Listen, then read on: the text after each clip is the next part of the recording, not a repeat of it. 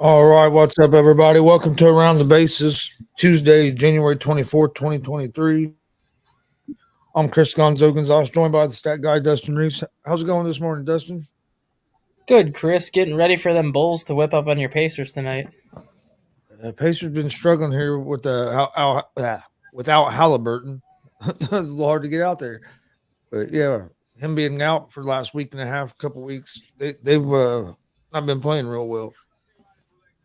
Still right there by the plane. What is going on here? What was that? Having trouble with my internet or something. Oh, All right. Oh, look at that. Jay McLovin decides to make his presence. What's going on, Jay? I'm sorry. I'm just messing with you, bro. No. Hey, it's not your fault. I had a lot to eat last night, and so the toilet almost overflowed on me, so I had to call the plumber. So a lot of things were happening. I apologize for being late, but I am here. Jay, that's why they tell you not to shave over the toilet. Oh, I don't shave over the toilet. But Melanie makes some really, let's just say, some very filling food. You know what I'm saying?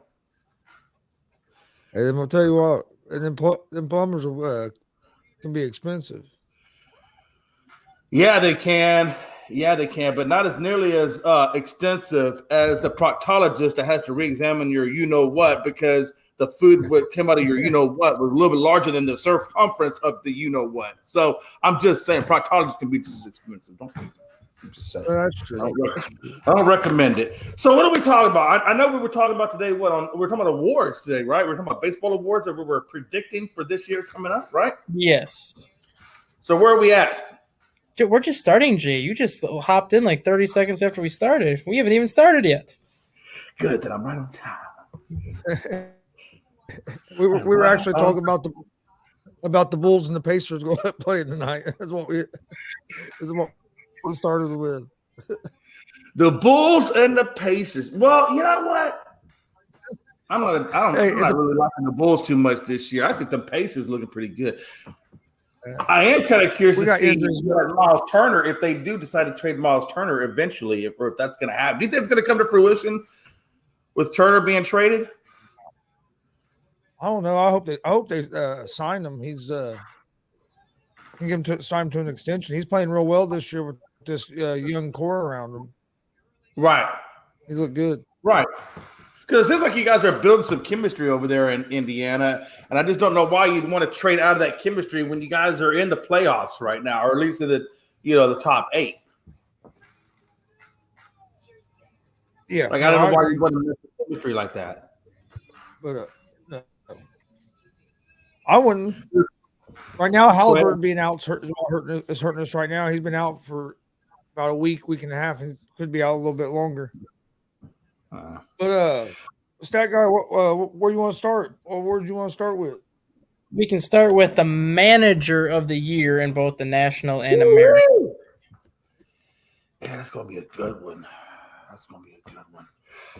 You know what? Hey, I can't predict it yet, but I will tell you guys. I don't know how you guys feel about this, but I know for a fact the Rangers have been in damn near last place for as long as I can remember. I mean, they've had a semi-Quasimodo team over there. Nothing crazy, nothing fancy. A couple of years of, looking pretty decent. They had Showalter over there. They had Washington over there. A couple of other head coaches over there. Never really done too much with the Rangers. Made them moderately competitive, but nothing serious.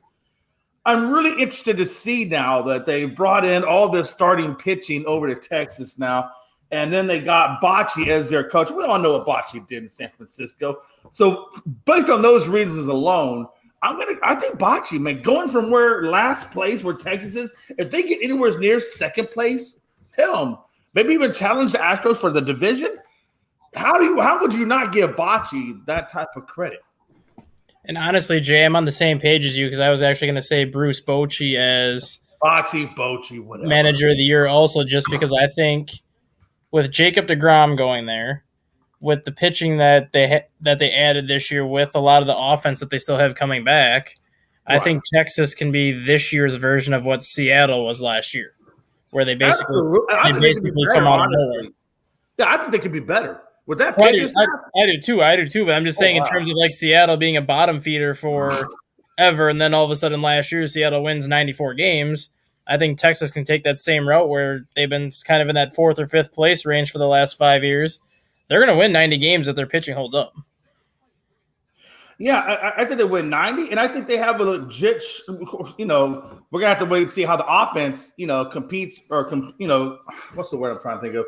How they, compare with the pitching. If that offense can match the pitching, jeez Louise, man, that could be a very, very dangerous team. And I got to be honest with you, there's a lot of teams out there that have really made tremendous strides. Obviously, the Mets are probably the biggest one. And I gotta tell you, man, Gonzo, I don't know how you feel about it, man, but if Bocce, does turn around this Texas organization and he does get them going in the right direction towards the playoffs, and then you get a manager, out there with the Mets. Matter of fact, I think it is Showalter. Am I correct? Showalter, yeah.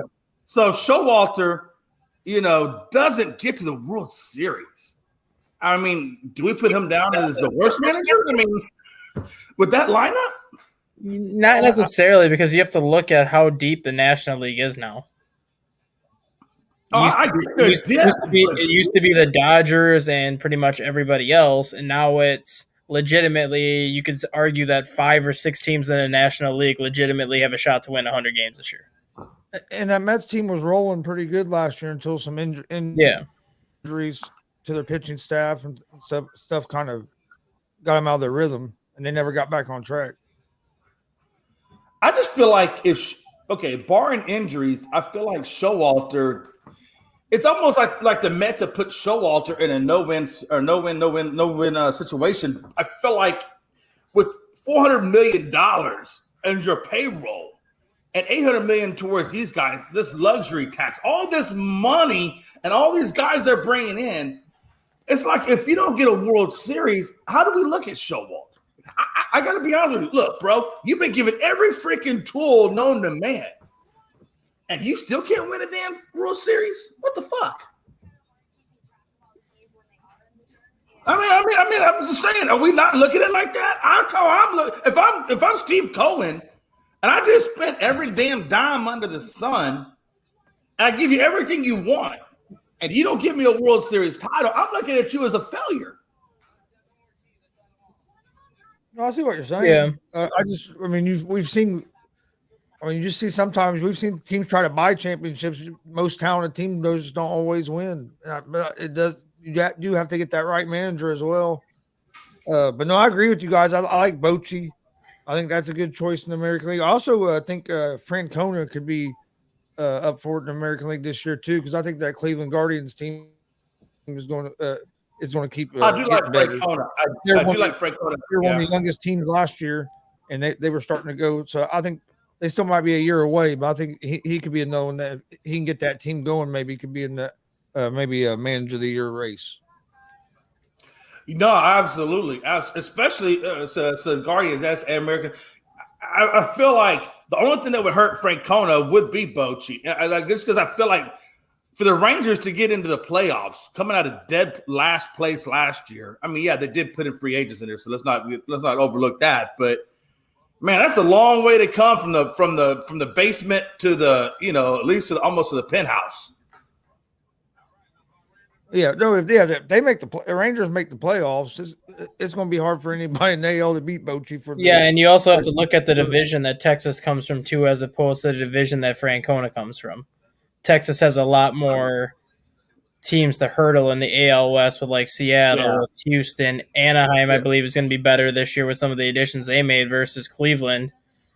If the Chicago White Sox stay healthy, yes, the White Sox are a decent team. By the way, it's that guy. You're out of date. It's not Anaheim Angels anymore. It's Los Angeles. It's the Los Angeles Angels. Well, no, let's get it right, because that's two completely demographic, and we won't be pissing people off on this show, stat guy. But either way, we got to look forward to here. Seattle's got 4 teams, or Texas realistically has 3 teams that they have to compete with pretty much to win that division. Cleveland's got 1.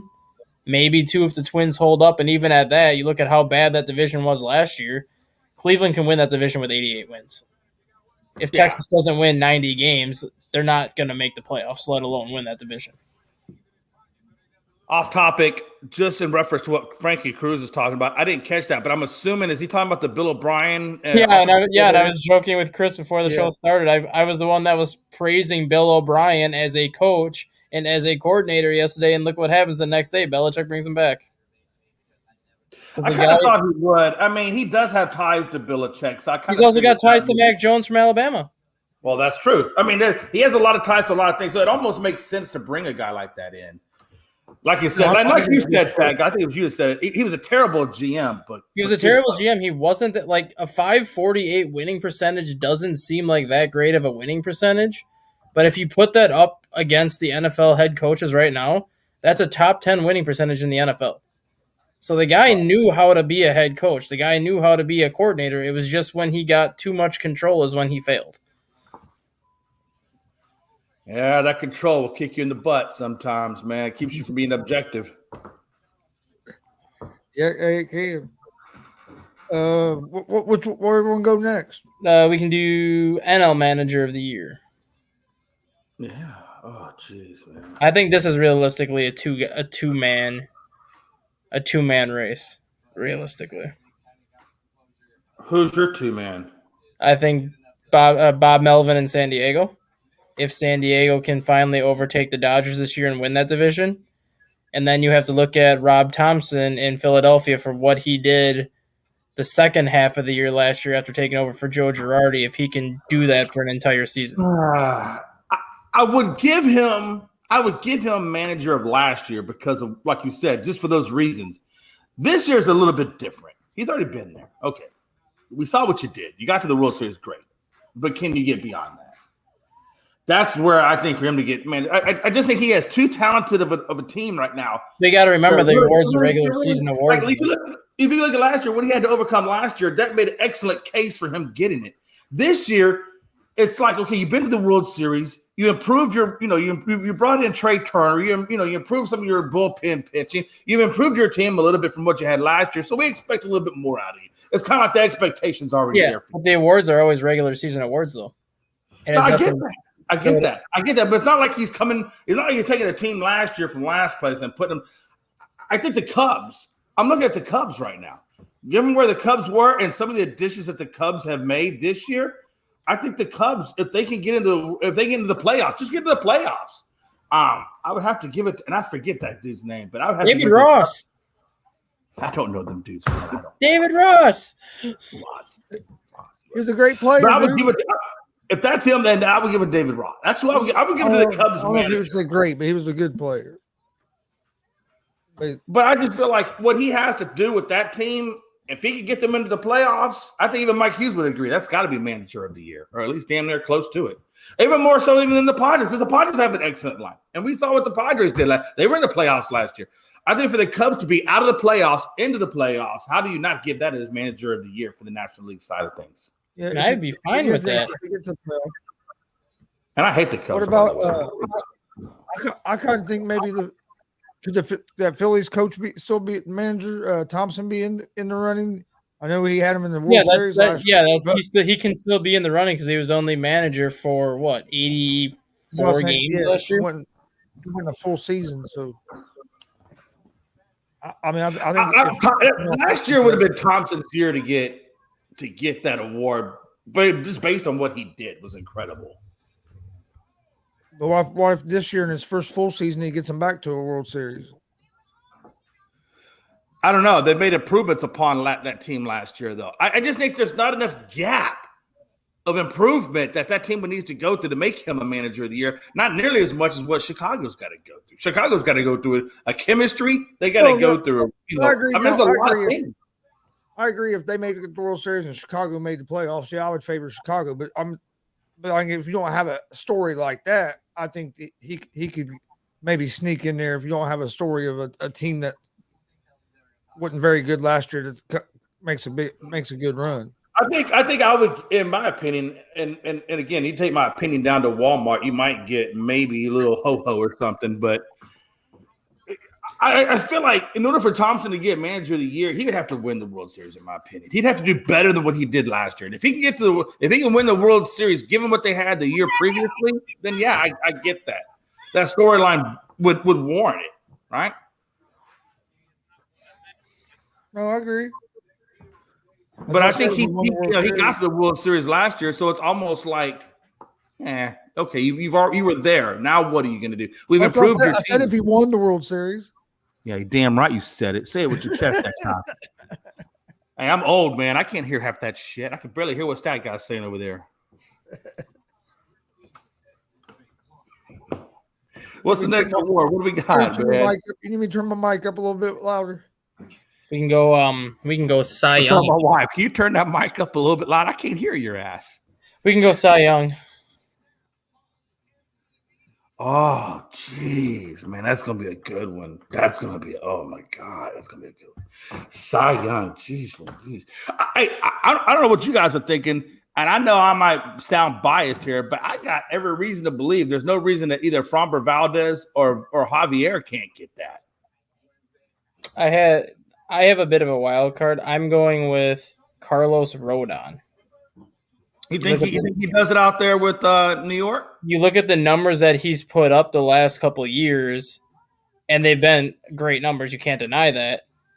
But he's never been with an offense that he has now in New York.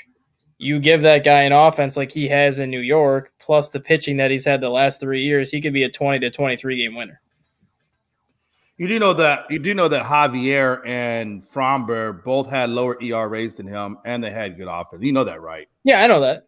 Okay. But I'm just saying. The only reason they didn't get that is because a guy named Verlander was there, and he had a little bit lower ERA. I think Rodon's won 52 games like the last 3 years, which was basically 17 wins a year. His ERA's been in the 2.9s, and that's been with a terrible offense in San Francisco, a terrible offense with the White Sox the year before that. And I think he was with another team that had a terrible offense. You finally give that guy an offense that can give you 5 or 6 runs of support. He's going to win a lot more games consistently with the Yankees. I just don't see that. I hear where you're coming from, but look, no disrespect to Carlos Rodon, because I think that's a hell of a good pick. Like I said, you made a good point. Last 2 years, his ERA has been around the 2 range, mid 2 range, and then before that, he was in the 3, 4, 5 ERAs. I look at people. I look at like let's take Javier for example. Just take him last year for example. The guy was part of 2 no-hitters for crying out loud. 2 damn no-hitters. I mean, what more does Javier need to do to get the damn thing? Why is he not ever mentioned in that conversation? Why is Framber Valdez not mentioned in these conversations? Yeah, the problem guys that have had below 3 ERAs for 2-3 plus years. I would have talk about them. I would have Javier in the conversation, but I'm gonna go with DeGrom. Yeah, I was gonna say I think DeGrom's gonna stay healthy. I think DeGrom's gonna stay healthy this year, and I think he's gonna have a real good year there in Texas. And I buy into that because of the fact that DeGrom's going to have to pitch his ass off to make sure that, because I don't know how anemic or how potent that Texas Rangers offense is going to be. So for him to win games, he's going to have masterful games. And again, sometimes what we don't talk about too is the fact that the only thing that hurts Texas a little bit too, they upgraded all their starting pitching, but what do they really do with their relief pitching? So the relief pitching, can that relief pitching pick up where DeGrom leaves off and continue with the win? You know what I'm saying? Mm-hmm. But yeah, I agree with that. Hey, I tell you right now, if DeGrom comes out and gets a shit ton of wins and stays healthy, I mean, I can see DeGrom being a Cy Young candidate easily, because he's got a lot of work to do over there. Yeah. Well, what do you think on the NL side? I like either Justin Verlander or Spencer Strider. I do like Strider. Jeez Louise, that guy is scary, man. Damn. The last time I seen a pitcher come out and look that scary was Mark Pryor with the Cubs back in the day. Remember how vicious Mark Pryor was? Damn. You couldn't hit him. No, you couldn't hit his ass. That dude was freaking vicious. But yeah, man, Strider, he's a guy that reminds me of that. He could be just as vicious, especially with that damn mustache. I don't know what it is about mustaches, but him and Cortez, damn. I don't know if it's the follicles, but what the hell is up with that mustache? It's the power of the stash. Bro, hey, listen, we laugh about it, but there is some damn power in that stash. I'll be honest with you. Yeah, I like Strider. Oh, God. What would we do if Verlander got another damn Cy Young? What if he got back-to-back Cy Youngs? I'm coming off Tommy John at 39, damn near 40. Like I that's almost, I that's think him and almost DeGrom. insane. I think him and DeGrom have the best chance to do it just because they're going from one league to another league. These hitters these hitters maybe see Verlander once a year, maybe once every other year, depending on interleague play. It's going to take these hitters probably 3 or 4, if not 5 starts against Verlander just to adjust to him. I like Verlander. No, I also would put Scherzer up in there because I think if he stays healthy, and with that Mets team, if he can stay healthy, if he's healthy and pitch to the level that he can when he's healthy, I think he could be right in there for the Cy Young as well. I like what you're saying, and I like what that guy's saying about the Mets. The only thing about the Mets is, I understand part of the Cy Young is your ERA, part of the Cy Young is your WHIP and things like that, all those little measurable stats. But again, one of the biggest stats is your win-loss. And it just seems like with the amount of offensive power that Mets team has, it almost makes it easier for those guys to get. And it was easier even for Verlander with the Astros. We have a pretty good offensive output. So I almost think it kind of makes it easier for guys like that to get the Cy Young versus like the DeGrom with the Rangers, where he's really got to earn those wins. It's the only downside to that. No, I can see what you're saying. But God, Verlander, if he comes away with back-to-backs, that would be his third. Correct me if I'm wrong. That would be his third Cy Young, correct? Maybe it's 4th. So I think he got one. He got 1 in Detroit, 2 in Houston, and then he would have the one with the Mets. You know what the only crazy thing is? No matter what Verlander does, he'll still never hit 5,000 strikeouts. That's why Nolan Ryan is still the king. Shut your mouth. Nolan Ryan. He always has to bring it back to Nolan Ryan. Hey, look, let me tell you something. Anytime a Ventura could come off the home plate, charge him out, and Nolan Ryan could put his ass into a headlock and beat the shit out of him, you're damn right Nolan Ryan's the king. I remember watching that game. I will tell you right now, I remember watching that game. And when Nolan Ryan was taking care of business on the mound, I was like, this dude is just a beast. Just a beast. Oh, he was. God. And the thing about it is he didn't even have a pitching coach, a true pitching coach, when he was pitching with Seaver when he got his World Series ring in '69. He really didn't get a pitching coach until he hit the Angels. And that's when he really started to become an actual – because he was a flamethrower. He was a flamethrower with the Mets, but then he became an actual pitcher when he joined the Angels. And then by the time he got to Houston, he had just perfected that craft. Yeah. Yeah, that's crazy. Yep. What's the next award we got? Comeback Player of the Year. I tell you right now, I think Verlander should have got comeback player of the year last year, come off that Tommy John and get no Cy Young. But that is not this year. That's a good question. I'm gonna need to think on that one for a minute. What you got over there, Stat Guy? I know you probably got. I got a name that you'll probably be happy with, and I think it's gonna just be because of the ballpark he's in this year. Who's that? Jose Abreu. Oh yeah, coming from Chicago. Over he had the worst numbers of his career last year, power wise. I think he had like 15 home runs and like 78 RBIs, which was the worst numbers that he's ever put up as a pro. And now you're going to Houston, which is a hitter's paradise with a short left field coach. Yeah, and the fact they did away with the shift that obviously helps him too. So I think Abreu is going to have a 30 homer, 110, 115 RBI season, hit close to 300. Jesus, and you got bigger bases. Jeez Louise, what a time to be alive in the world.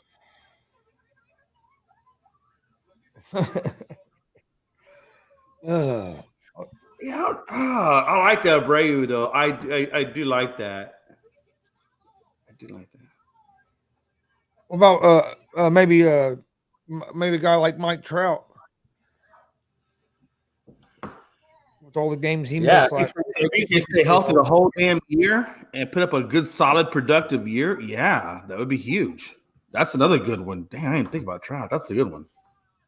If he plays up to his ability, he'll be in there. He could be up there for the MVP as well. But if he can stay healthy, I wonder if Bellinger can get back to the 300 average that he was averaging there for a while. Now that he switched new spots, that's who I have for the comeback player of the year in the NL. Yeah, because that's how I'm going to go. I'm going to go with Bellinger for that reason. And then, I can see I'm Bellinger. still thinking about- Just because they got rid of the shift, like you were saying, and that took a lot of hits away from Bellinger last year that he's going to get back. Right. I put Bellinger. Who else would I? Now I got to think of the AL side. I got the NL side. I don't know the AL side. Damn. I'm trying to think of somebody else on the NL side. I was almost going to say Alex Bregman, too, just because Alex Bregman had a down year average-wise last year, and he only had like 21 homers last year, which is a down year for him. Bregman did, man. Jeez, Bregman. You know what? You know what I'm going to put in there? You know what I'm going to put in there? I'm going to put Michael Brantley. That's a good one. Brantley. And the reason why I'm putting Michael Brantley in there is because he missed all of last year for the most part with that shoulder injury. If he comes back there this year, plays a solid season, which they're going to need a solid season for him to be able to relieve Alvarez in left field and put Alvarez back to the DH. Brantley's going to have he's got to be a huge part of that Astro. I think if Brantley plays a full season next year and plays it productively, that could help ensure another World Series ring for Houston. And I just say that because that's what Houston needs. Houston needs, number one, they lost a bat in who is it they lost? They lost – well, it looks like they might be losing Gurriel, possibly to the Marlins. They lost Mancini. They lost Vasquez. They lost a lot of players that they should have brought in, to help fortify that team, and they didn't do that. So they have to bring him. So Brantley has a productive season, gives him a productive that next productive bat. Yeah, I'm gonna roll with Michael Brantley. He's got to if he can play a full season and stay healthy. I'm gonna go Michael Brantley come back on the AL side of life.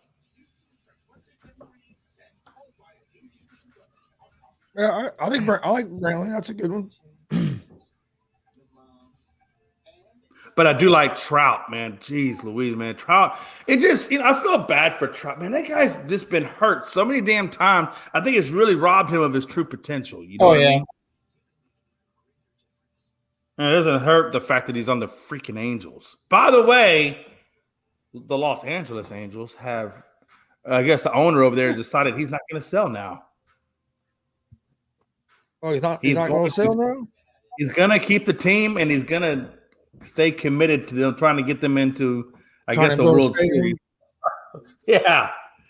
But, yeah, he's not leaving. He's gonna, and actually, it looks like that guy, Jacob, or whatever you want to say his name is, that owner from the Warriors, was going to try to be one of the buyers of that team. But wasn't that part of them wanting to sell? Was it something to do with they couldn't get a deal to try to get a new baseball? That's a good question.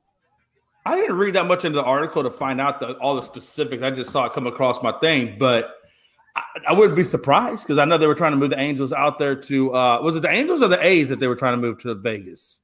A's, because their stadium's an absolute shithole. I'd rather play in a porta potty than play in that stadium. Yeah, me too. Which is part of the reason why the A's, can't really put together, a fortified team is because probably nobody wants to play there, number one, and I don't think they pay all that well either. No, their payroll is usually one of the cheapest in the. What are they like around like just right at maybe 100, if not just a little under 100 million? Well, they were at like 61 million last year. They might even be lower this year. Yeah.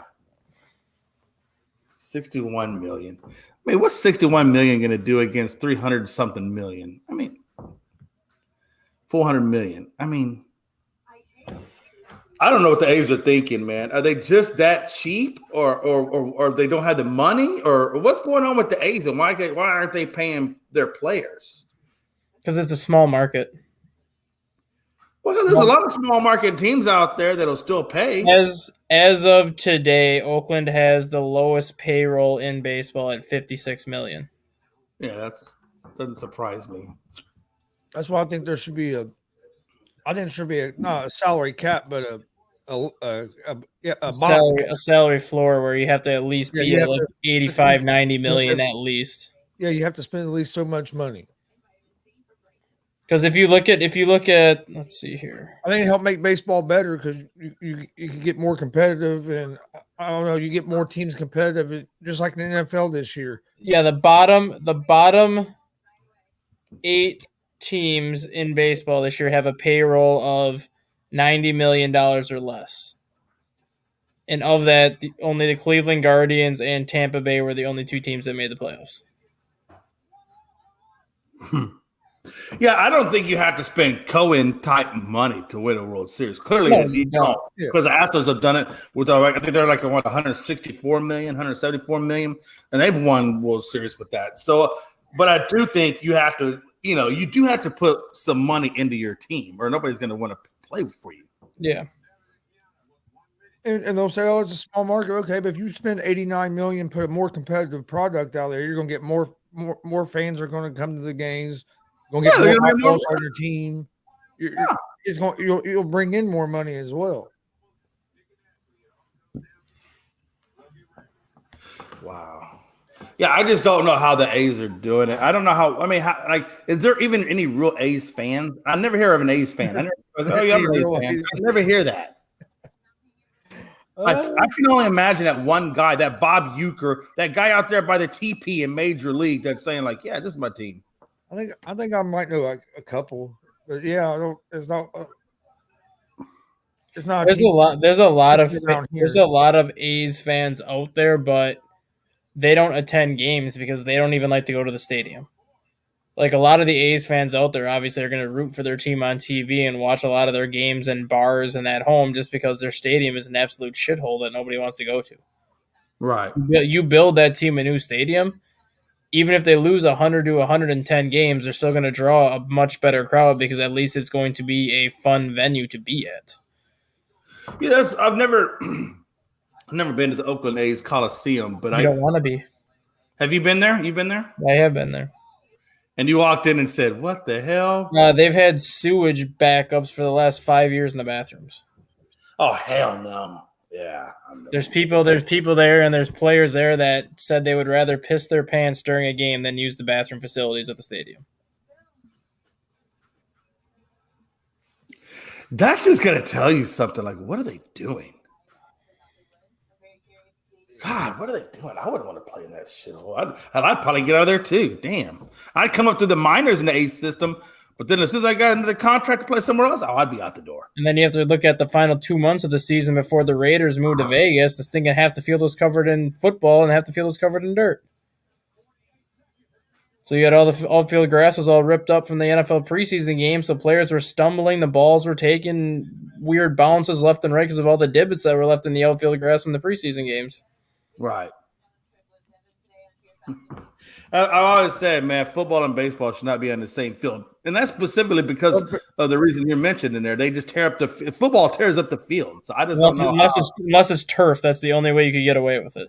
Then you get these terrible organizations like the Astros that put a damn hill out in center field with a flagpole in play. Yeah, we did that. Yeah, no, we did. And the first time I saw that, I was like, why? Yeah, why would you do that? All it took was for Jim Edmonds to face plant off of it to remove it. I mean, I'm okay with the other teams playing on that hill. I just didn't want my team to play on that damn hill. I never understood why it was ever even made that way.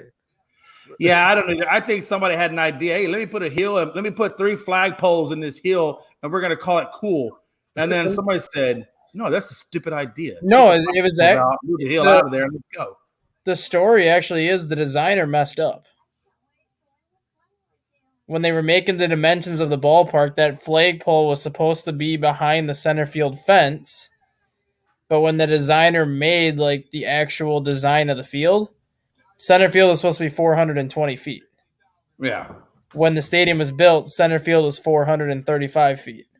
So the designer actually put the flagpole was supposed to be 425 feet away from home. Yeah, they put the fence in the wrong spot. Yeah, which would have been 5 feet behind the fence, but whoever actually built the stadium must have looked at the number wrong and made center field 10 feet further back than what it should be, which is why the flagpole is 10 feet in front of the fence. Man, that's crazy. That's crazy to me. But it is what it is. But yeah, they got that fixed. It's still, I don't know if Stat guy, have you been to Houston? Have you been to that facility yet? Not yet. I've been to the Astrodome, but not Minute Maid. Gonzo, you ever made? Well, have you ever been to Texas, Gonzo? I've been Texas, to but it was a long time ago. I was young.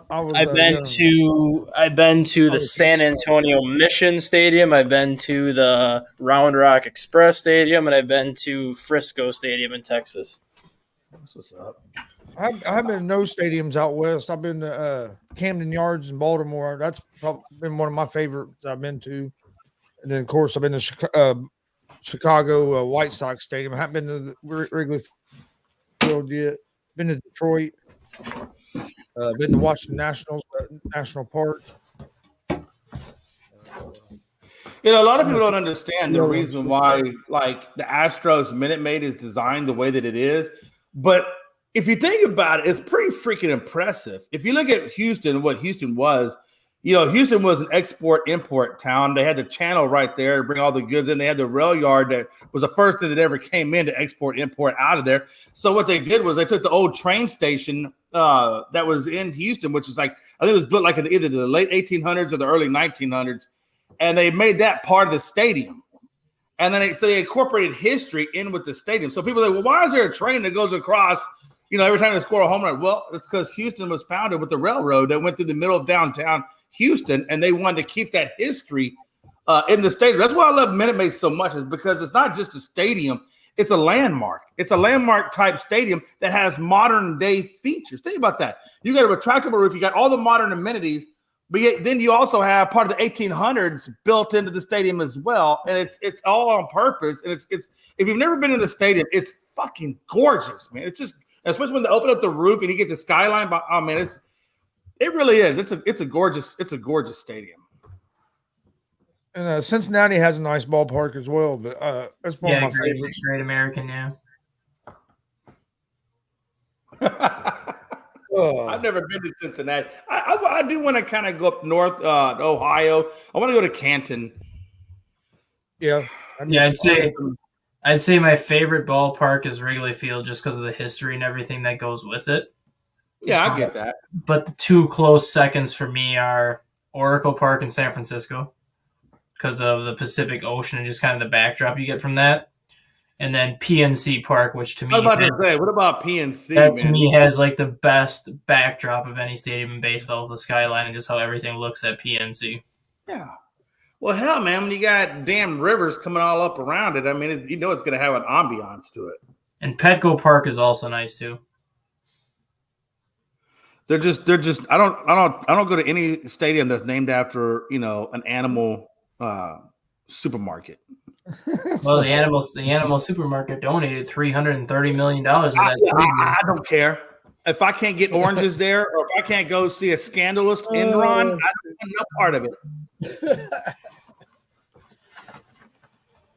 I think the last award we have is MVP then. Oh, geez, MVP. Damn. That's always a hard one for me. I think it's going to come down to either Vlad Guerrero Jr. or Mike Trout in the AL. Yeah, but you're basing it off of that Trout stays healthy, and I'm not even basing it off of him staying healthy. Even if he goes, part of it based off him being healthy, because he's not healthy. How does he win the award? If he plays 120 games next year and does what he typically does, he's going to be in the running for the MVP. He doesn't need to play 150 games. He only has to play 120, maybe 130 games, and if he does what he normally does, he will be in the running for the MVP. He might be in the running, but he won't win it. I mean, you can be in the running all you want. I had Trout as one runner, but I'm maybe a little surprised. I got Ramirez. He's been in the top 5 of the last 6 seasons in MVP voting. I think this is going to be the year that he's going to break out and maybe get his MVP. Yeah. For some reason, though, man, I see them giving it to Judge. I don't like Aaron Judge. I personally think he's overrated, but I do, man. I think Aaron Judge is overrated. I've seen how he can be beat, and when you can see how a person can be beat, then it just takes all the mystique out of it. I mean, I think Ohtani is going to be in the conversation. He's always in the damn conversation, even though I don't agree with it, but he's going to be in the conversation. Judge will be in the conversation. Guerrero, that would be interesting if he gets up in that mix. And like I said, if Trout can go a full season, then I think he has more than just a shot at being in the running. I think he's got a good shot at winning it. Yeah. Who you got in National League? National League, I'm going to go with Juan Soto. Mainly. Also, if I can, before we go National League, I do want to put Pena in there for American League MVP. Okay. I'm going Juan Soto for the National League mainly because once Fernando Tatis Jr. comes back, that's going to help Juan Soto out a lot. Yeah. You can see Soto. I had Acuna. Acuna? I think we see Acuna Jr. getting back. I could even see Pete Alonso for the Met. Yeah, I could see that. I could see Pete Alonso, but I think you know what though. I still think it's Goldschmidt's. I still think it's Goldschmidt's award to lose though on the NL side of it. Arenado was in the conversation for a while last year as well. He might be. Hey, if I can though, if we can go back to AL side, what do you think? What do you think Alvarez's chances of getting into that conversation are? I think it all depends on.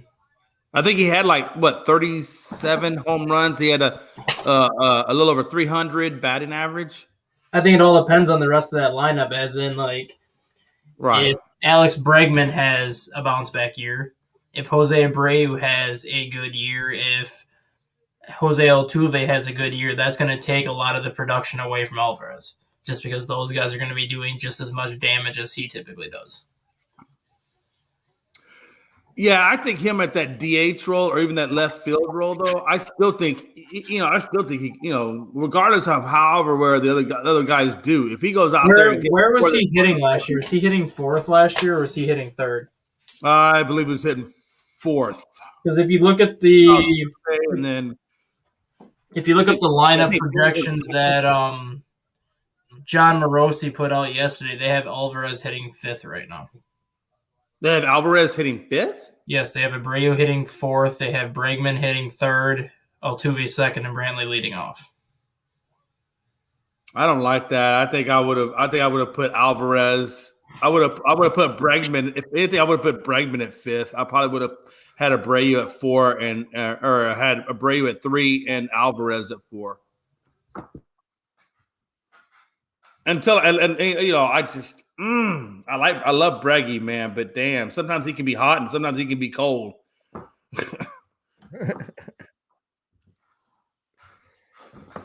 But I do like his heart.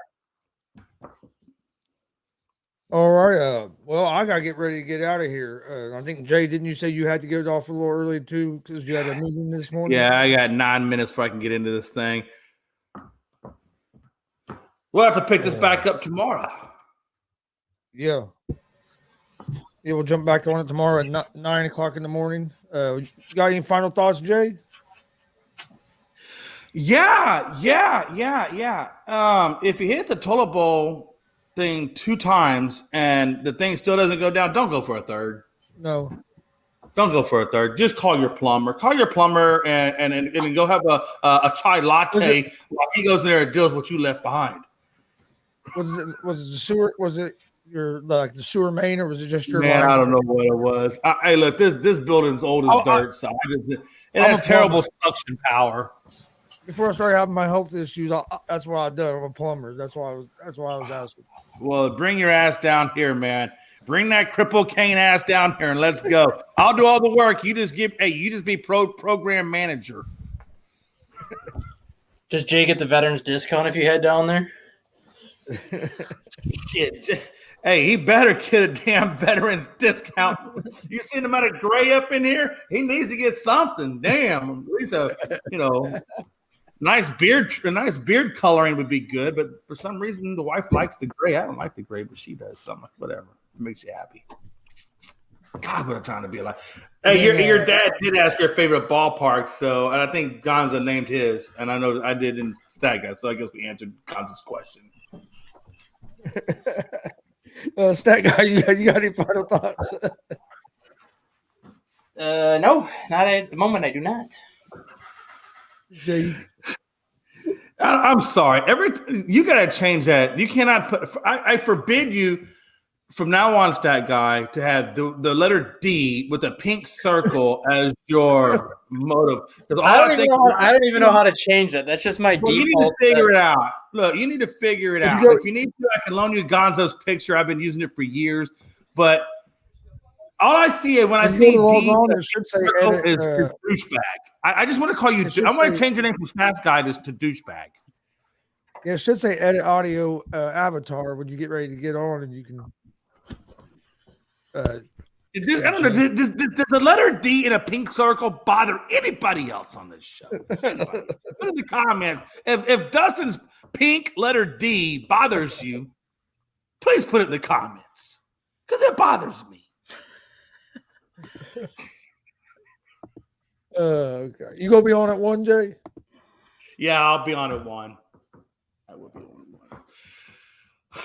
All right, dudes. I got to get out of here. Y'all be good. Yeah, you too. We'll see you at 1. We appreciate everybody joining us today. Thanks for Jay's Stat Guy for joining me. We'll see you guys tomorrow at 9 a.m. Eastern for another episode of Around the Bases. Make sure you hit that subscribe button on YouTube, like and follow on Facebook, Twitch, Twitter, Instagram, all at Gonzo Sports Room and the All Sports All Plays Network. We'll see you guys tomorrow at 9 a.m. for another episode of Around the Bases. Everybody have a great Tuesday. Join us at 1 p.m. Eastern for don't forget to mention Royal Rumble this Saturday. Don't forget to mention that if you haven't already mentioned it. All right. And this Saturday night, we're going to do a watch party and live reaction for the Royal Rumble 2023, 7:30 p.m. Eastern. You can find out on Gonzo Sports Room Network, the ASAP All Sports All Plays Network, and the unscripted channels as well. So join us for that. Join us for that Saturday at 7:30 p.m. Eastern. We'll see everybody tomorrow. Have a great day.